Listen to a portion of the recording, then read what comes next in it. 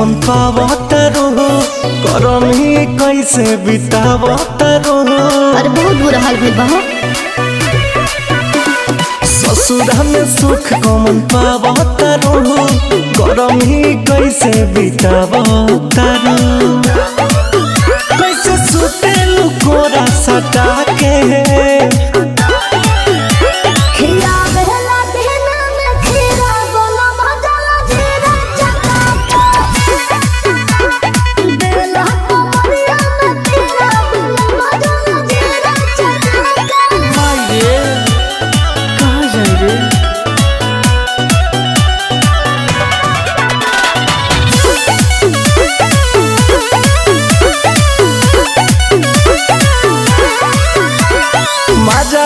बेसी हो चीज खालू देसी हो पियाजी से कहला गवाइलो ना ऐसी हो। नहीं खे लगाओ तो बोला मोहरी होरी लिया रे तो बेहता तोरी बनावे।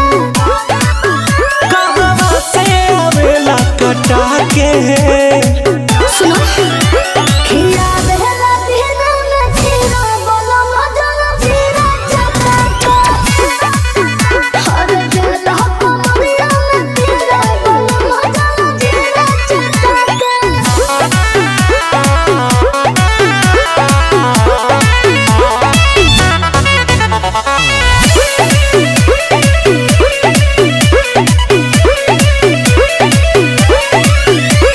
सातु पिया चन्ना के अपने से बना के कबो कबो रस पियल कर गन्ना के तरी बनल उहे हम तोरी फरा